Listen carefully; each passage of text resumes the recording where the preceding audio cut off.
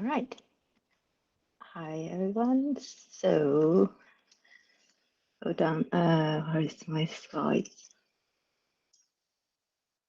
Right. Okay. So today we are going to talk about Aztec.js and stuff. As some of you know, there are a lot of discussion around what and things around Aztec.js, and today we are going to figure this out. You may or may not agree with what we are going to present, but please hold your questions until the end, and let's get started. So to begin with, what is Aztec.js? Aztec.js is a tool for developers to interact with Aztec Network, and it provides APIs that allow developers to deploy contracts, call contract methods, and send transactions. Aztec.js is stateless. States and data like blocks, Merkle trees, pending transactions, UTXO, keys, they live in other components. Aztec.js is just a thin layer that offers the ability to interact with those stateful components including ones that has like public states, and they can be run by anyone, anywhere. And components that have states relevant to accounts, and therefore must live in a secure context. And an Aztec node, for example, is a component with public states that other entities can request data from and send transactions to, but Aztec.js doesn't talk to an Aztec node directly. It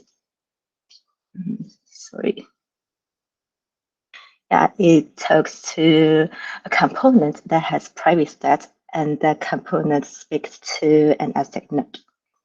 So today we are going to figure out what are we going to call this component. But before we give it a name, we should know what exactly does it do. So for now, let's just call it Shawarma. So there are three components in Shawarma: a synchronizer, a simulator, and a proof and key generator. A synchronizer processes data streams and feeds the data to account state and word state.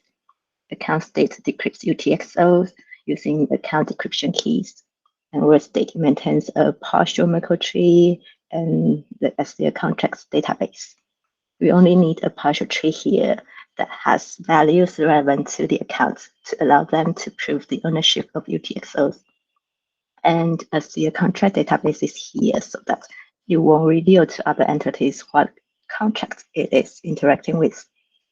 And a simulator, it requests data from the ASIA data oracle to simulate and validate function codes.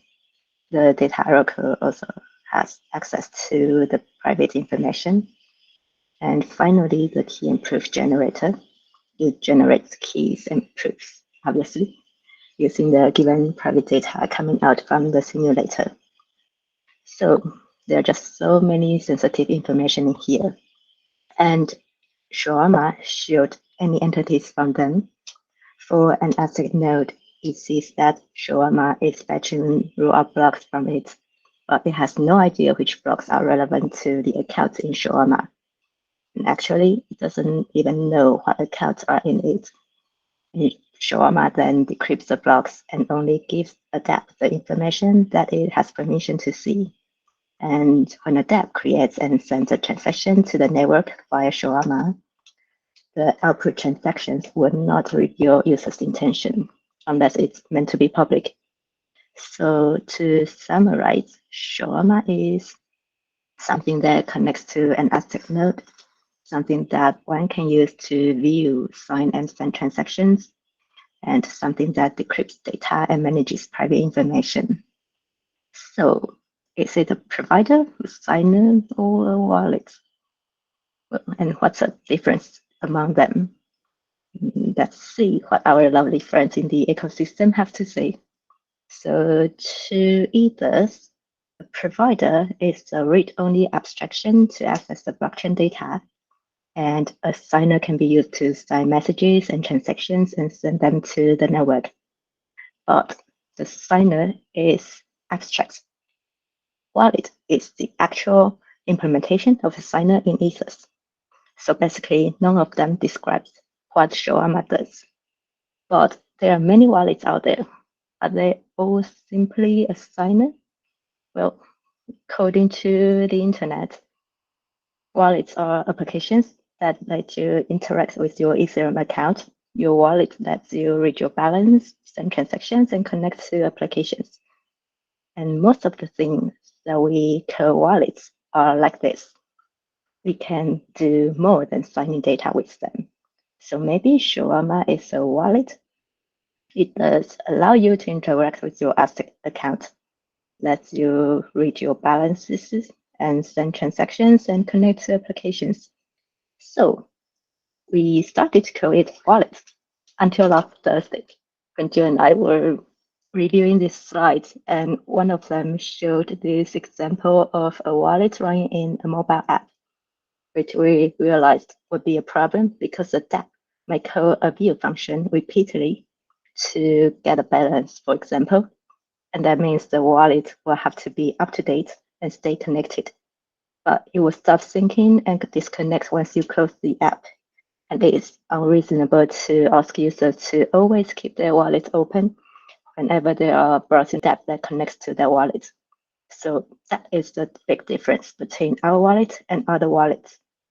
For our wallet, it has to be available to Aztec.js or the dApps all the time, because the dApp cannot get most information it requires directly from an Aztec node.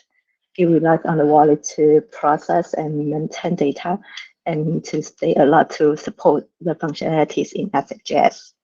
So in a sense, our wallet is more like a server. And that's why we are going to name it an AztecRPCServer. It is a complicated piece of software that has way more responsibilities than the existing wallets that we know of. And there will be some restrictions regarding where we can run it and the resources needed to run it. It cannot be in a device where the storage space is limited, and it will be a bad user experience to build it as a mobile app. But it doesn't have to be an actual server. It can also be in an extension, in an iframe, and even in the same app that uses Aztec.js. It just needs a corresponding AztecRPC client injected to Aztec.js. The client will translate the method's code on Aztec.js to the protocol that can speak with the server. For example, we can run a server that has endpoints for each available method from AztecRPCServer. And to connect to this server, the dApp will initialize an HTTP client, which will send all requests to the server via HTTP. And similarly, to run in an iframe, we just need to replace the parts that handle HTTP with post-message APIs. And because the server and the clients have the same interface, we can use the server implementation directly in the dApp. A dApp can either use a client that calls a remote server or initialize the server and use it directly. But we won't recommend doing that, as all the private information will be in the dApp, and the dApp will have to be fully trusted. And it is also not very efficient if every dApp running the same server is syncing and storing duplicated data itself. So it will only be practical when the dApp also acts as an AztecRPCServer to other dApps. Ideally, there should only be one instance of AztecRPCServer with a unique KeyStore implementation. A KeyStore is a component injected to AztecRPCServer and has these APIs. It does the actual signing and never expose spending keys to other entities, including the server. And all the dApps that want to use the account system this KeyStore provides should just connect to this server. And some other developers can come along and create another dApp running an AztecRPCServer with a different KeyStore implementation, like a multi-sig KeyStore, for example. The server simply calls the injected KeyStore without knowing the actual implementation, and it's on the KeyStore that has to do the correct thing under the hood. For example, when the server asks for a signature, a multi-sig, KeyStore will then coordinate with participants, get the signature, combine them, and return to the server. So let's see what we've got so far. There is a AztecRPCServer that has a synchronizer, a simulator, and a key and proof generator in it. And it connects to an Aztec node and uses an attached key store to generate private data, like decrypted UTXOs, partial microtrees, etc. And it uses the private information to construct and send transactions to the node. And that will use Aztec.js to interact with the network. Aztec.js uses a AztecRPC client to connect to an AztecRPCServer, and the server provides functionality and data the dApp needs to operate. And that's it. Those and questions? And hand it over to you now, Joe. I meant to do an emoji. That was awesome. Thanks, Leila.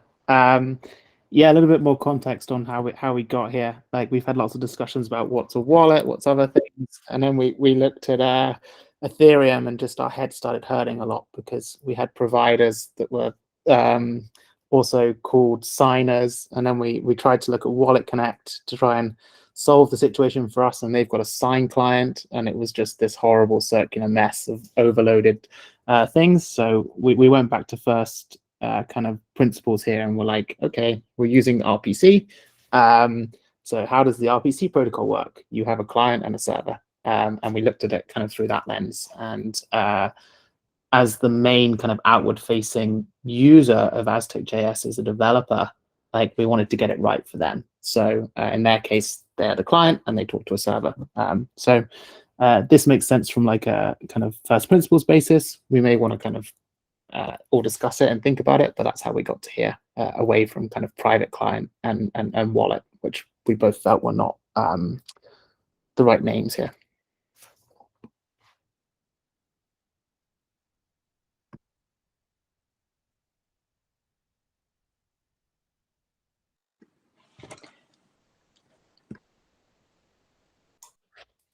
Sorry, Zach. Just wanted to quickly go to, first of all, thanks for the very beautiful slides. They look great. And also happy to hear that we now have a true successor to Kebab. But I'm not sure if I have missed something, but I'm curious to know, so is the RPC server expected to run on the user's end, or is that something that something like Inferior or Alchemy will be running? If that question makes any sense. Yeah, so it ultimately depends on what the user end user entrusts to store their keys and data. So in the local developer test network, it will just run on an HTTP server because it's just like a local instance. And as we onboard kind of various partners, I think the predominant thinking on how to get it working in the browser is it would run in an iframe server, a bit like how the current Aztec Connect SDK is designed to work. You could run it in an extension. You could run it in lots of different places. It's dependent on the kind of application the user entrusts their data and keys with to design that. And that application may be called a wallet by the user, but the underlying piece of software that's running is an RPC server, AztecRPCServer. Makes sense. Yeah, thanks a lot. Yeah, I just have a question regarding what Javi was just asking as well. So I mean, if this even if the user is going to be connecting with this kind of iframe server, is the proofs? I suppose the proofs are still going to be run on their browser or whatever. I'm just concerned about how would that work with mobile wallets, because that's, I mean, we need to tackle that at some point. Yeah, so the actual kind of RPC server would run basically in the most performant place for that use case, which is likely still the browser. But for a mobile wallet, the KeyStore requests may get forwarded to a KeyStore, which is running on the phone. The proofs may also run on the phone if it's kind of more performant, but there would need to be like this additional component which is responding to kind of view requests to serve your encrypted data to adapt, and that probably shouldn't be running on the phone, as Leila went through, because if your phone's not on, you would kind of lose kind of liveness on the application. So likely, if you were building a mobile wallet, you would also have some sort of web component to that running in an iframe to serve already decrypted data to a web page, and then proofs could be run somewhere else. So you could see that it's quite a complicated model there, where like the interface is still an RPC server, but the requests may get forwarded by that piece of software to different places, as Leila kind of tried to show. To give an example, right, like if there's like some kind of wallet application running on a phone, then depending on the app, its users may trust that application with their encrypted data, and so you could have like the application server itself could run some third-party system which does all the node decryption on the assumption that you're okay giving your viewing keys to that app. Obviously, that's not a universal solution, but this is one example of how you could get around the liveness issues. Another one is oblivious message retrieval, which we are working on, but where you can have a third-party server run the decryption algorithm in a fully homomorphic encryption context, so that actually the server they can basically figure out which nodes in the state tree you own, but they can't they don't have access to that information. They just compute it in an encrypted form that the user can access, which could help with these kind of client-side syncing issues if we can make it performant enough. Yeah, so in that case, the user would just open the wallet and get the nodes that are for them, like a filter, but in a private way. Yeah, that's nice. So that they don't need to sync the wall since last time they opened the wallet. Yeah, but that sucks if you use like the Lightning Network, for example. Always needs to sync. Yeah, so.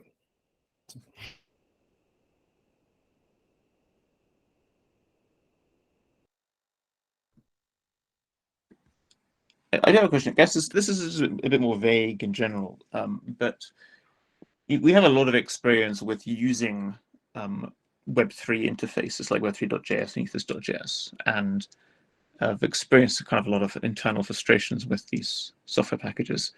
Do we have any learnings we can apply to Aztec.js to make sure we don't fall into the same pitfall where, 6 months after we launch on mainnet, we have a community of people going, man, Aztec.js sucks, and yeah.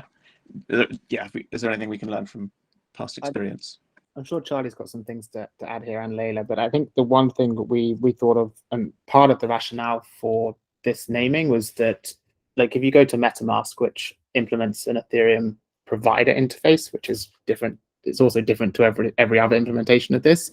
They have like 4 signed type data implementations that are part of their RPC kind of method, and everyone does something differently there. So one thing we wanted to do here is actually have the interface be defined by us, so you know that whenever you bring this thing in, you know what to expect from it. Whereas like in Ethereum, there isn't really a full set of what you can expect from a given method.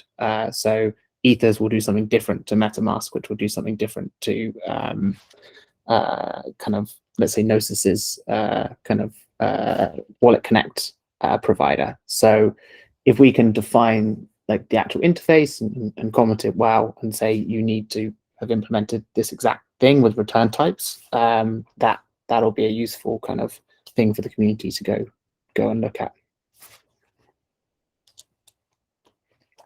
Yeah, I think we've all been burned by signed type data at some point. Like a lot of the deposit bugs in deposit die bugs in ZK Money were caused by switching implementations of what signed type data actually does.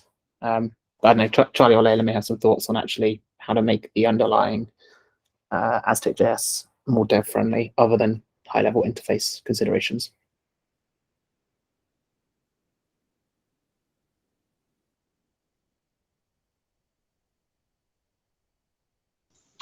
I suppose I just mostly buy into like what you're saying about having a very well-defined interface from the outset. How the internals then come about, well, yes, we could have a very long discussion about what just good engineering is, but maybe that's for another time. Yeah, fair enough. I appreciate it's a very, very broad and vague question.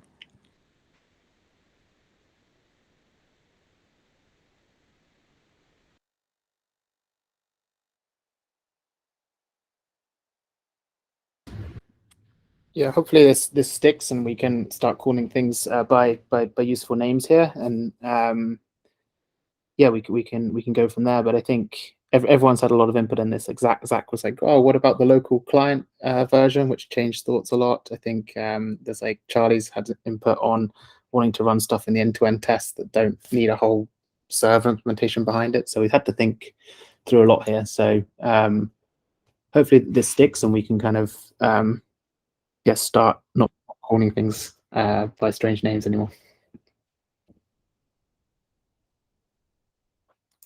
I got a question on the subject of data liveness. I was wondering if the interfaces defined for this RPC server could be done in such a way that there's scope for having like a peer-to-peer synchronizing solution. Like, I mean, we say your mobile's not always going to be on, but a user probably has several devices. If they could chatter amongst themselves, that could be quite useful. I think the default would be someone else could build that version. So the same way as there'd be like an HTTP AztecRPCServer, there would be like a peer-to-peer AztecRPCServer that could do that synchronization across your devices, and like a good wallet would implement that, because I think that would be a really good UX. But the default ones that we build initially won't do that.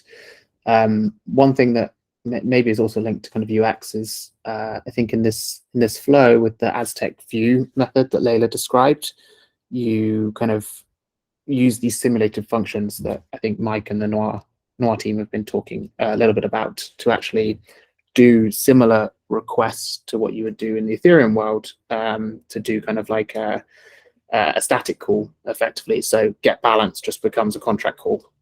So there could be all sorts of caching around that as well that a good AztecRPCServer could implement that would cache those requests between devices as well. So I think there's scope there, Josh. It's just up to devs to start implementing that to the interface once we've defined it.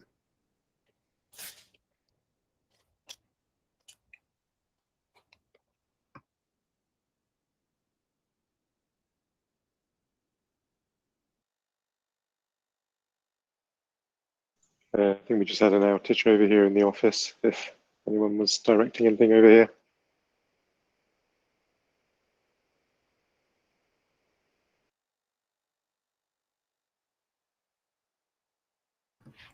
Does anyone have any last kind of questions on what the responsibilities are or anything for this piece of software? Or is it relatively clear? If not, maybe we can wrap up early. I do have one more.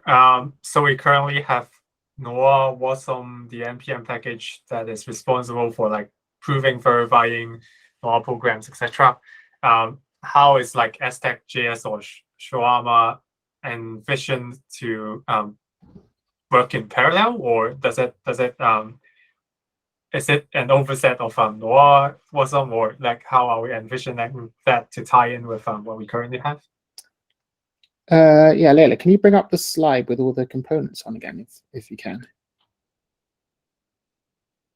Also, just I think for the presentation, Shawarma was like a placeholder name. We should stop calling it Shawarma as of the end of this call. It's called an AztecRPCServer, an AztecRPC client. No worries. Every time you say Shawarma, from now on you have to buy the whole company a Shawarma.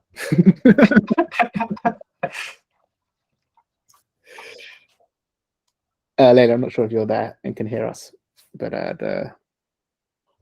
if you have the slides again, that would be great to help answer the question. Yeah, sorry, just one moment.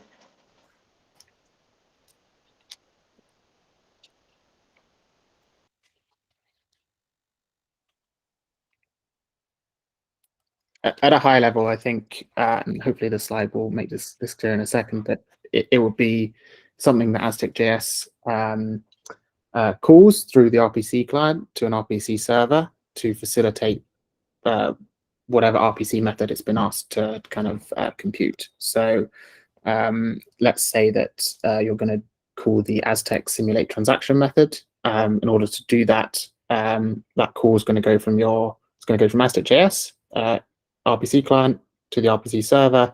The RPC server is going to be where the actual implementation of that is, and it likely would import some package from Noir to allow a compilation of that contract and kind of actually running of the kind of heavy lifting. So the Noir WASM would likely be imported there. The place it gets a little bit circular is that Aztec.js would have been initialized with a contracts ABI to start. So there will be some kind of understanding already of what the contract is and maybe the bytecode, but the actual kind of all the requests will go across that interface to the server, and that's where the kind of WASMs will get called to either simulate or decrypt UTXOs, actually create proofs. Makes sense.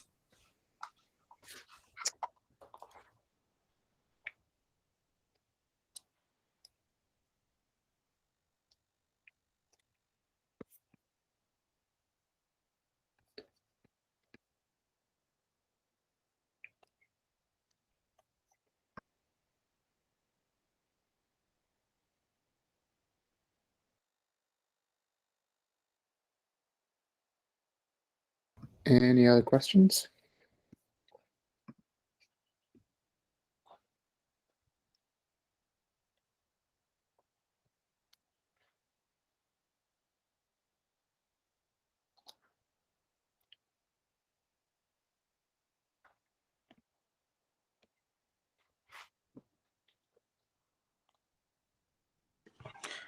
Cool. Maybe we can move on to the next presentation, or do folks want a bit of a break and we come back in 2:45?